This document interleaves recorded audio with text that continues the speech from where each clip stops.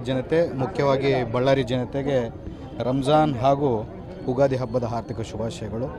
ಅದರ ಜೊತೆಗೆ ಈ ವರ್ಷ ಎಲ್ಲರಿಗೂ ಸರ್ವ ನಮ್ಮ ಬಳ್ಳಾರಿ ಜನತೆಗೆ ಎಲ್ಲರಿಗೂ ಸುಖ ಶಾಂತಿ ನೆಮ್ಮದಿ ಸಿಗಲೆಂದು, ಮತ್ತು ಅದರ ಜೊತೆಗೆ ನಮ್ಮ ಬಳ್ಳಾರಿ ಇನ್ನಷ್ಟು ಅಭಿವೃದ್ಧಿ ಆಗಬೇಕು, ಬಳ್ಳಾರಿ ಸುವರ್ಣ ಬಳ್ಳಾರಿ ಆಗಬೇಕಂತೇಳಿ ಆ ದೇವ್ರನ್ನ ಬೇಡ್ಕೊಂಡಿದ್ದೀವಿ. ಅದೇ ರೀತಿಯಲ್ಲಿ ಆಗುತ್ತೆ ಅಂತ ನಮ್ಮ ನಂಬಿಕೆ ಇದೆ, ಖಂಡಿತವಾಗಿ ಆಗುತ್ತೆ.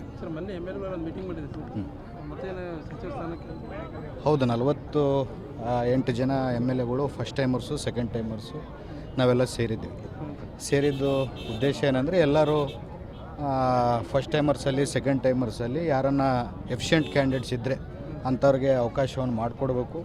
ಯುವಕರು ಕೂಡ ಮುಂಚೂಣಿಯಾಗಿ ಬಂದರೆ ನಾಳೆ ಬೆಳಗ್ಗೆ ಬರುವಂಥ ಎಲೆಕ್ಷನಲ್ಲಿ ಪಾರ್ಟಿಗೂ ಅನುಕೂಲ ಆಗುತ್ತೆ ಮತ್ತು ನಮಗೂ ಅನುಕೂಲ ಆಗುತ್ತೆ ಅಂತೇಳಿ 45ರಿಂದ 48 ಜನ ಸೇರಿದ್ವಿ.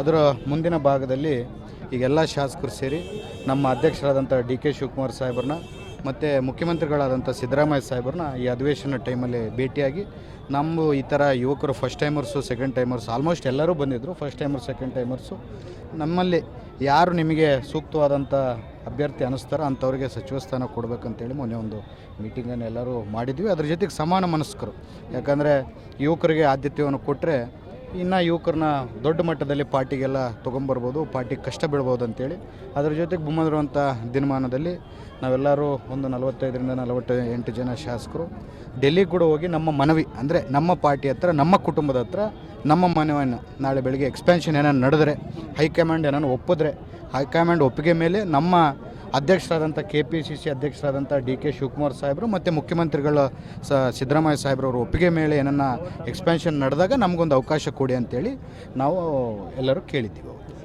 Thank you. If you like this video, ಬೇಗ ಲೈಕ್ ಮಾಡಿ, ಕಾಮೆಂಟ್ ಮಾಡಿ, ಶೇರ್ ಮಾಡಿ ಹಾಗೂ ಯೋಯೋ ಟಿವಿ ಕನ್ನಡವನ್ನು ಸಬ್ಸ್ಕ್ರೈಬ್ ಮಾಡಿ.